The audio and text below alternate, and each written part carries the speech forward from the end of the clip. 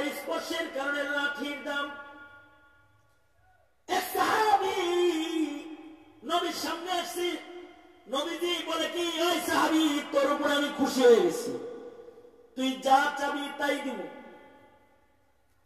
সাহাবী কয় তাহলে আপনার হাতে লাঠিটা দেন। আল্লাহ রাসূল সাথে সাথে লাঠিটা দিয়ে দিছে। বাবু সালাতুত তালিব ওয়াল মাতলুব অধ্যায়ে হাদিসের কিতাবে সিয়াসত অনেক হাদিসের কিতাবে হাদিসটা আছে। আল্লাহর রাসূল লাঠি দিছে, সাহাবী লাঠিটা নিয়ে বাড়িতে যায় নিজের সন্তানদেরকে কয়, সন্তানরা এই লাঠিটাই যে যত্ন করে রেখে দিলাম, আমি মরে গেলে আমার লাশটা কবরে যখন রাখবি তখন এই লাঠিটাও আমার কবরে দিয়ে দিবি, কারণ এটা আমার নবীর হাতের লাঠি। আমার মন বলে আমার নবীর হাতের লাঠি আমার কবরে থাকলে ওই কবরে আল্লাহ তাআলা আযাব দিবে না। সুবহানাল্লাহ, এটা এই কবরে দিয়ে দিয়েছে। কিসের বরকত? হাতের বরকত। হাতের বরকত। লাঠি বাজারে অনেক আছে, কিন্তু ওই লাঠিতে কার হাত লাগছে? মুহাম্মদুর রাসূলুল্লাহ সাল্লাল্লাহু আলাইহি ওয়াসাল্লামের হাত লাগছে।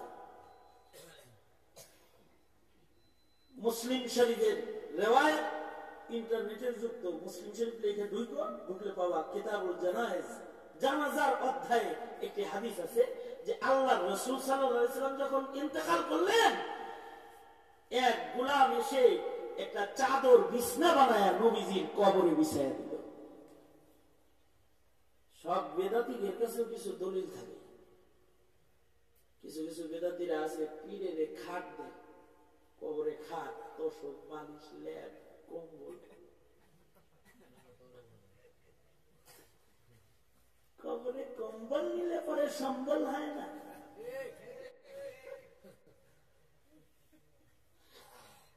যদি কেউ মানুষ বলো তাহলে কবরে যাওয়ার সাথে সাথে আল্লাহ তাআলা মেজবান হয়ে তার কবরে জান্নাতের বিছনা বিছায়া দেয়, মানুষের বিছনা তার লাগে না।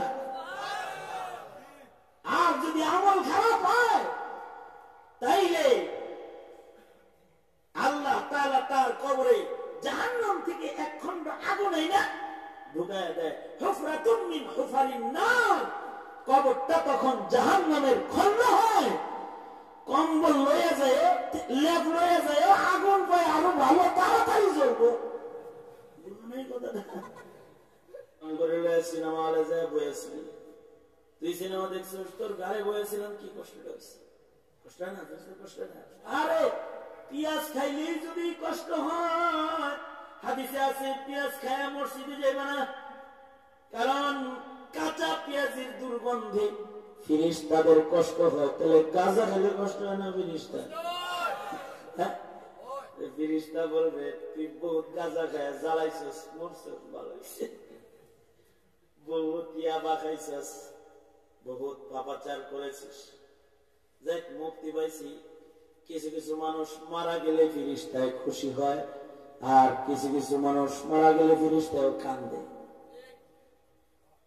কিছু কিছু মানুষ মারা গেলে রহমতের ফিরিস্তা তাদের জানাজা ভরে যায়, হাজির হয়ে যায়।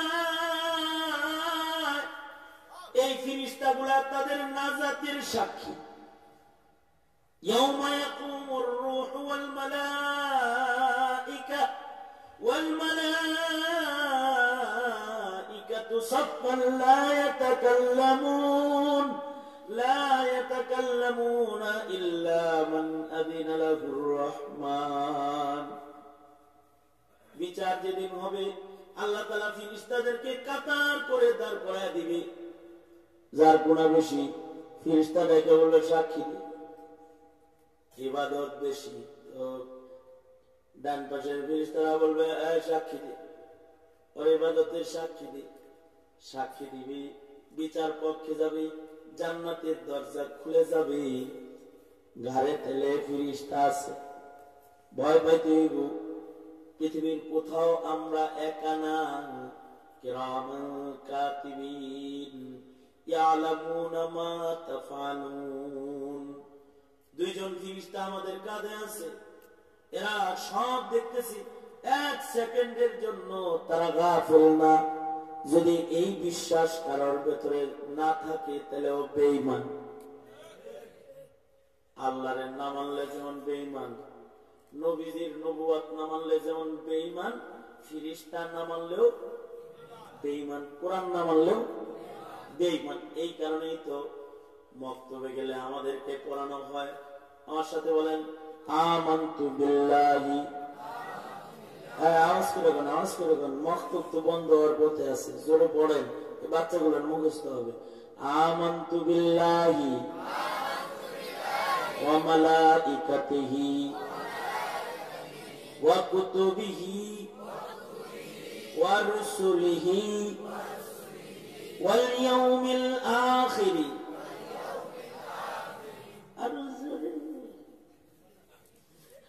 আমানতু বিল্লাহি।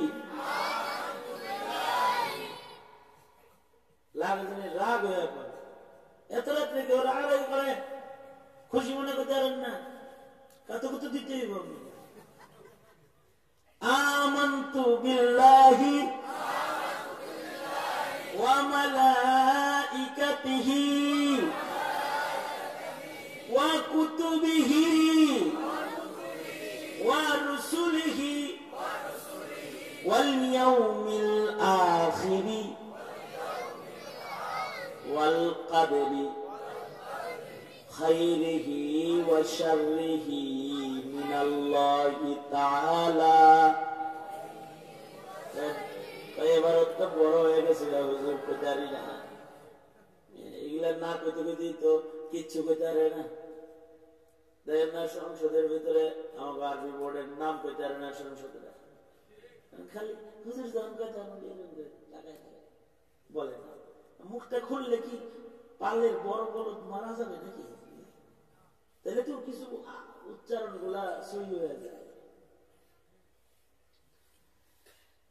সিরিয়াস, আমি কিন্তু অস্বীকার কিন্তু এতক্ষণ যাই মুস্করা টস্করা করছি, আর কোনো মুস্করা নাই কিন্তু।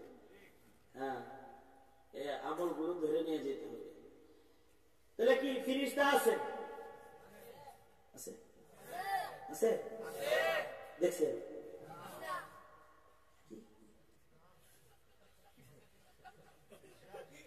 ফেরেশতা আছে দেখছেন? দেখছেন? শুনছেন? কে বলছে? ভালো করে বলেন। এটা তো ঈমান। কে বলছে? কে বলছে? কে বলছে? আল্লাহ। এই ফেরেশতার উপরে ঈমান লাগবে। ফেরেশতা আল্লাহ পাকের এক পবিত্র সৃষ্টির নাম, যারা কখনোই কোনো গুনাহ করে না, যারা পুত পবিত্র, তারা আমার ঘরে আছে, কিন্তু আমি তাদের দেখি না। নামাজের সময় যে সালাম ফিরাই, তখন ফেরেশতার নিয়ত করা লাগে, তাই না? হ্যাঁ, ফেরেশতার নিয়ত করা লাগে না? সালামের সময় কই তাকান লাগে? আসসালামু আলাইকুম, তার মানে সালাম সালাম, আসসালামু আলাইকুম, এখানে দেখা লাগে। চোখের কিছু সুন্নত আছে, চোখের সুন্নত যখন নামাজে দাঁড়াইবেন তখন চোখ থাকবে সেজদার জায়গায়। সুন্নত ফ্যান গুনে কয়টা লাগাইছে? সব দিকে বেশি ভালো না, এক এক কালার লাগাইছে।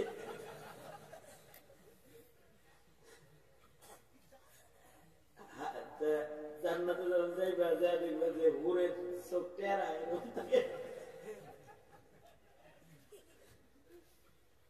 এক বুজুর্গ আল্লাহর ওলি নামাজ পড়তেছে, নামাজের পরে মুরাকাবায় কল্পনা করে, নামাজের বদলে আল্লাহ কি দিল রে? দেখে আল্লাহ একটা হুর দিছে, হুর। হায় হায়, দুই রাকাত নামাজ একটা হুর পেয়েছি, কি সুন্দর গো। কিন্তু তাকায় দেখে যে হুরের চোখ কানা, চোখ নেই। যে হাকিম মুহাম্মদ থানভী রাহমাতুল্লাহ আলাইহি বলে, আল্লাহর ওলি মুরাকাবা করছি, একটা হুর পাইছিলাম ইবাদতের বদলায়, এটা দেখছিলাম মুরাকাবায়, কিন্তু এটা তো অন্ধ। হযরত থানবী বলে গালিবান হাজী ইমদাদুল্লাহ মুহাজির মক্কি আল্লাহর ওলি বলে তুই মনে হয় চোখ বন্ধ করে নামাজ পড়ছ? হ্যাঁ, চোখ খোলা রাখলে খালি মন আমচান করে এদিক সেদিক জায়গা, এর লেগে চোখ খোলা রাখি এমনি খুশি খুশি বেশি আসা লেগে চোখ বন্ধ করে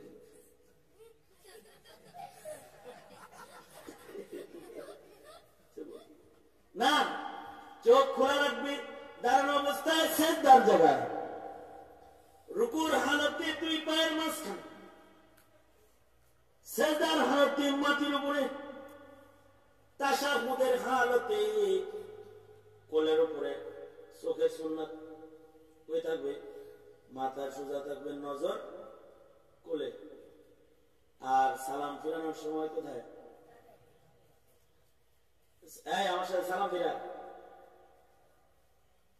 আসসালামু আলাইকুম, আলাইকুম পর্যন্ত সামনে থাকবে, আসসালামু আলাইকুম ওয়া রাহমাতুল্লাহ। ভালো করে আমি বলবো, দেখবো কে কেমনে সালাম দিলে। আসসালামু আলাইকুম ওয়া রাহমাতুল্লাহ। তাকান, গালে তাকান, আমার দিকে চাই রয়েছে, প্রশিক্ষণ নিতেছে। এই তো সালাম ফিরে, আসসালামু আলাইকুম ওয়া রাহমাতুল্লাহ। আব্দুল জব্বার চাচা দেখে আসে নাই আজকে, এদিকে দেখে মুসল্লি কে কে আসছে সব গুণে বাড়াইছে। আবার বাম দিকে সালাম ফিরানোর সময় কি জলিল ভাই দেখে আসে নাই, আব্দুল জলিল ভাই কই তাকাবে, কারণ কান্দে আসে কে? এই কথাটা বোঝানোর জন্য এই মাসালা বললাম। কাঁধে আছে ফিরিস্তা, সব সময় আছে। ইবাদত করলে খুশি হয়, গুনাহ করলে নারাজ হয়। ওরা আমাদের সাক্ষী, সাক্ষী বিচারের দিন, জান্নাতের সাক্ষী অথবা গুনাহের সাক্ষী। ওদের সাক্ষী অনুকূলে হলে জান্নাত, আর যদি অনুকূলে না হয় কইতে দিব। সব সময় দিলে এটা হাজির রাখবেন যে ফিরিস্তা কান্দে আছে, তাহলে গুনাহ হবে না। যদি চিন্তা করেন যে একটা সিসি ক্যামেরা আপনারা ধরে রাখছেন, তাহলে কি আর ওখানে চুরি করবো কেউ? হ্যাঁ, করবে? ওইখানে ক্লিয়ারলি করবে, ক্যামেরা লাগেন না। দুনিয়ার সিসি ক্যামেরা ধুলা দেওয়া যায়, কিন্তু এটা এই সিসি ক্যামেরা ধুলা দেওয়া দিব? আমি আমার মাদ্রাসায় সিসি ক্যামেরা লাগাইছি। ছাত্ররা কি করে, মোবাইলে বসে বসে গাড়িতে দেখি পড়তেছে নাকি কি করতেছে, দেখি প্রযুক্তির সুবিধা ভোগ করার জন্য। কিন্তু ছাত্ররা খুব ট্যালেন্ট, যে ওরা ট্যালেন্ট এত বেশি, মাঝে মাঝে দেখি ক্যামেরা আন্ধার হয়ে গেছে। আমি তো প্রথম বুঝি নাই যে ক্যামেরা অন্ধকার হয়ে থাকে, আমি মনে করছি ইন্টারনেট কানেকশন ডিসকানেক্ট, এই কারণে কালা কালা দেখা যায়, প্রথমে এই মনে করছি। পরে যায় দেখি যে ক্যামেরা একটা ভাঙ্গা। কি রে ক্যামেরা ভাঙছে? কে রে? কয় মুখে ভাঙছে। তুই ক্যামেরা ভাঙছিস কেন? পাশে একজন কয় হুজুর ও ভাঙে নাই তো, বলে ভাঙছে, ফুটবলে ভাঙছে। ফুটবলে ভাঙছে মানে বৃষ্টি তো বাইরের মাঠে যাওয়া যায় না, ঘরের ভিতরে আমরা খেলি, তো জোরে লাগতে দিছে, ফুটবল একেবারে লাগছে। আমি তো তুই দেখে লাগতে দিতে পারলি না, ক্যামেরায় লাগাইছিস, ওয়ালে লাগাইছি। তারপর হুজুর ও নিজেই তো ক্যামেরা দেখে তুমি কেন দেখো না কেন? ও খুব চালাক হুজুর, ওর চালাকের কারণে ধরা গেছে। কি চালাক? কয় ও যখন আমাদের নিয়ে খেলে তখন ওর একটা কালো গেঞ্জি আছে, ওইটা ক্যামেরা বরাবর দিয়ে লয়। এই কারণেই তো কালা কালা কালা কালা দিই মাঝে মাঝে।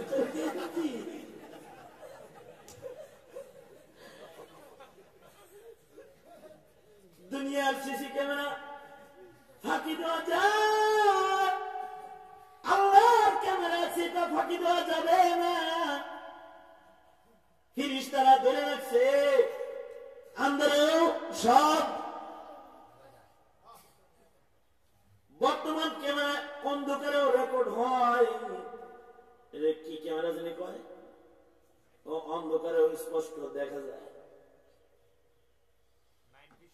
হ্যাঁ, night vision camera. Night vision camera দিনে তো রেকর্ড হয়, রাতের কালো আধার তিমির রাত্রিতেও রেকর্ড হইতে থাকে। তোমার বিজ্ঞানের প্রযুক্তির কাছে যদি নাইট ভিশন ক্যামেরা থাকে, তাহলে ফেরেশতার কাছে আল্লাহ বুঝি তোমার যদি ছোট প্রযুক্তিও লাগবে। এই সব দিয়ে বসায় রাখছে। আজ থেকে ফেরেশতার উপরে ঈমান রেখে গোপনেও কোনো গুনাহ আর করব না, ইনশাআল্লাহ। বলেন, জোরে বলেন, আর জোরে হাত তুলেন। আরে আল্লাহ, ওয়াদা করিতেছি গোপনেও গুনাহ করব না, ইনশাআল্লাহ। আর জোরে, আর জোরে। এটা একটা সম্মানিত সৃষ্টি। সেকেন্ড, খেয়াল। আবার যাই পুরা কয়টা সৃষ্টি প্রথম বানাইছে? কি কি?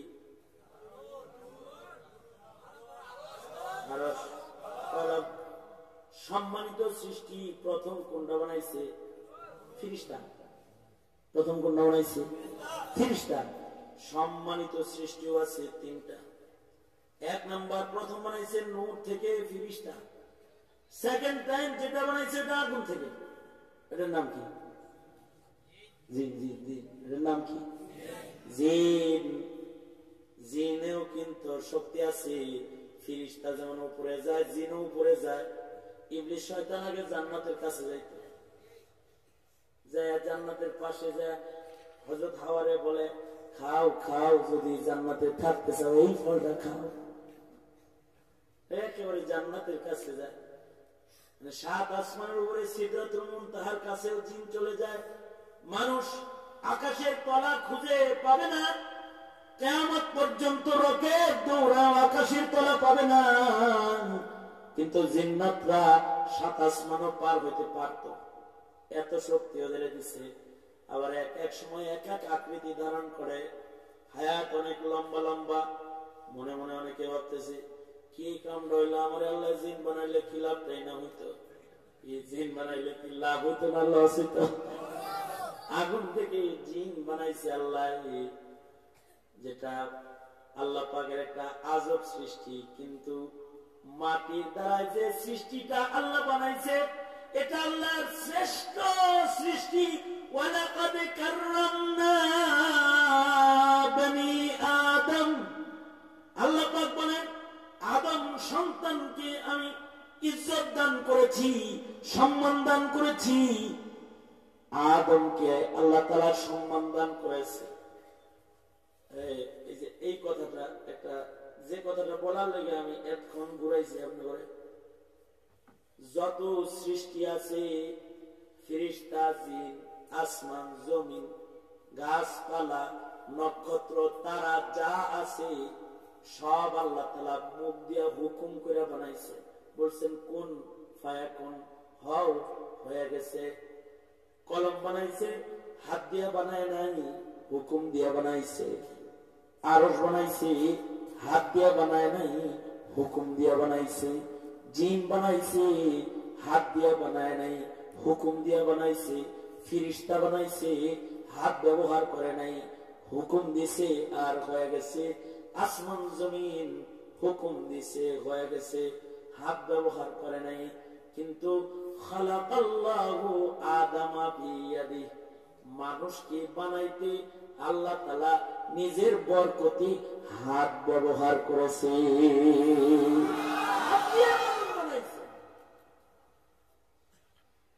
এবার আরেকটা জিনিস বুঝেন,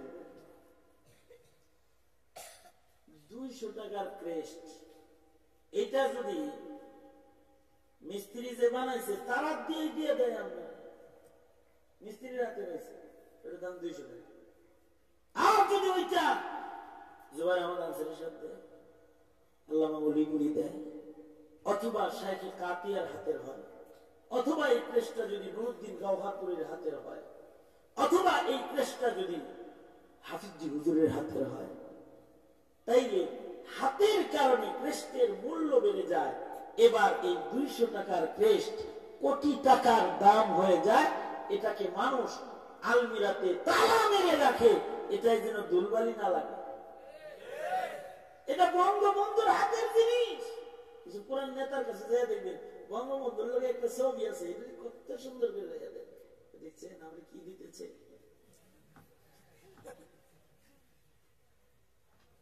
যা দেখবেন একটা নেতাই ছিল গো, দেখছেন কত কিছু দিয়েছিল আমাদের, গল্প করবে হাতের বরকত, প্রেসিডেন্টের হাতের বরকত। আমি তখন মাদ্রাসায় মানে মোটামুটি পাগড়ি মাথা পাগড়ি বান্ধার উপযুক্ত হয়েছে। একদিন আমার আব্বা আমাকে দেখা নিয়ে আলমারি খুলছে, আলমারি খুলে একটা পুরাতন পাগড়ি বের করছে। পাগড়িটা বের করে কয়ে, এই সন্তান, আমার এই সন্তান, এই পাগড়িটা দেখ কত পুরান হয়ে গেছে। আমি যখন হাফেজে কোরআন হয়েছিলাম আমার মাথায় পীরজি হুজুর রহমতুল্লাহ আলাইহি পাগড়িটা পেঁচায় দিছিল, যতন করে রেখে দিছি। তখনই নিয়ত করেছিলাম আল্লাহ যদি আমার একটা ছেলে দেয়, তাহলে ও যখন নামাজ পড়া শিখবি পীরজি হুজুরের হাতের বরকতটা ওর মাথায় আমি নিজের হাতে পেঁচায় দিব। তাই ওই বুজুর্গের হাতের স্পর্শওয়ালা পাগড়িটা তোর মাথায় পড়ায় দিলাম। এই পাগড়ির সম্মান রেখে চলাফেরা করিস। কাপড় কাপড়, কিন্তু হাতের কারণে কাপড়টার দাম, হাতের স্পর্শের কারণে লাঠির দাম। এক সাহাবী নবীর সামনে আসছে, নবীজি বলে কি, ওই সাহাবী তোর উপর আমি খুশি হয়ে গেছি, তুই যা চাবি তাই দিব। সাহাবী কয় তাহলে আপনার হাতে লাঠিটা দেন। আল্লাহ রাসূল সাথে সাথে লাঠিটা দিয়ে দিছে। বাবু সালাতুত তালিব ওয়াল মাতলুব অধ্যায়ে হাদিসের কিতাবে সিয়াসের অনেক হাদিসের কিতাবে হাদিসটা আছে। আল্লাহ রাসূল লাঠি দিছে, সাহাবী লাঠিটা নিয়ে বাড়িতে যায় নিজের সন্তানদেরকে কয়, সন্তানরা এই লাঠিটাই যে যত্ন করে রেখে দিলাম, আমি মরে গেলে আমার লাশটা কবরে যখন রাখবি তখন এই লাঠিটাও আমার কবরে দিয়ে দিবি, কারণ এটা আমার নবীর হাতের লাঠি। আমার মন বলে আমার নবীর হাতের লাঠি আমার কবরে থাকলে ওই কবরে আল্লাহ তাআলা আযাব দিবে না। সুবহানাল্লাহ, এটা এই কবরে দিয়ে দিয়েছে। কিসের বরকত? হাতের বরকত। হাতের বরকত। লাঠি বাজারে অনেক আছে, কিন্তু ওই লাঠিতে কার হাত লাগছে? মুহাম্মদুর রাসূলুল্লাহ সাল্লাল্লাহু আলাইহি ওয়াসাল্লামের হাত লাগছে। মুসলিম শরীফের রিওয়ায়াত, ইন্টারনেটের যুক্ত মুসলিম শরীফ লিখে ঢুকলে পাওয়া কিতাবুল জানায়েজ, জানাজার অধ্যায়ে একটি হাদিস আছে যে আল্লাহর রাসূল সাল্লাল্লাহু আলাইহি ওয়াসাল্লাম যখন ইন্তেকাল করলেন, এক গোলাম এসে একটা চাদর বিছনা বানায়া নবীজির কবরে বিছায়া দিল। সব বেদাতীদের কাছে কিছু দলিল থাকে, কিছু কিছু বেদাতীরা আছে পীরের খাট দেয়, কবরে খাট, তোষক, বালিশ, লেপ, কম্বল। কবরে কম্বল নিলে পরে সম্বল হয় না।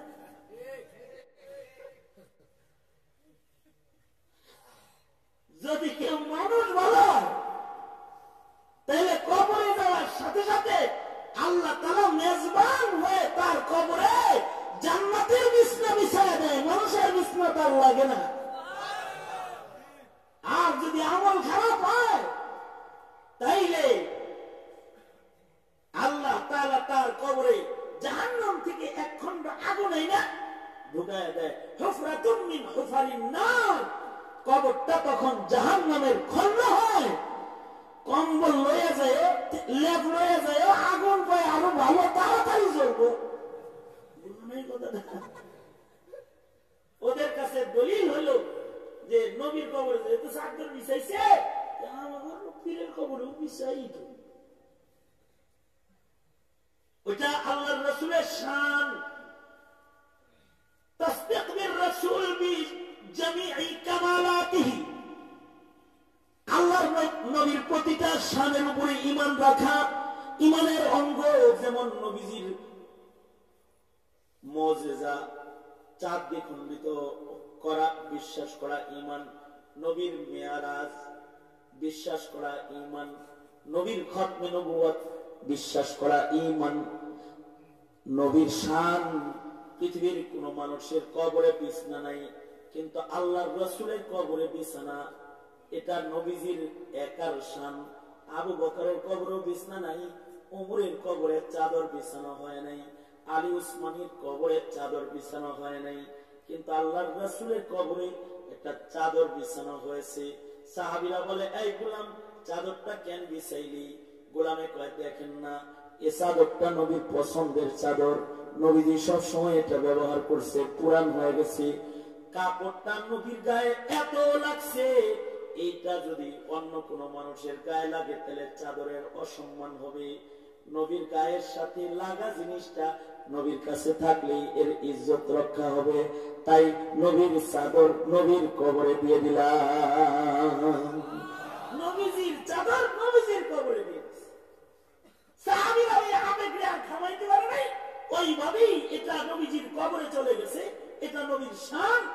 অথচ ঈসা আলাইহিস সালাম দুনিয়াতে আসবেন, নবীর পাশেই উনার কবর হবে, উনার কবরে কোনো চাদর বিছানো হবে না, জায়েজ নাই। তবে নবীর কবরে বিছাইছে, ওই যে কাপড়টা নবীর গায়ে লাগে দামি হয়েছে। এই ক্রেস্টে যদি প্রেসিডেন্টের হাত লাগে তাহলে ক্রেস্ট দাম হয়, লাঠিতে নবীর হাত লাগলে লাঠির দাম হয়। কাপড়ের ভিতরে নবীর গায়ের ছোঁয়া লাগলে কাপড়ের দাম হয়। তাহলে তোর আর আমার গায়ে আল্লাহর ছোঁয়া লাগছে,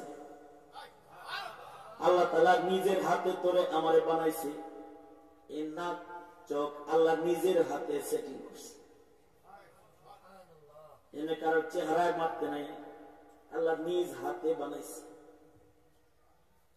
আল্লাহ পাকের হাতের জিনিস কত দাম!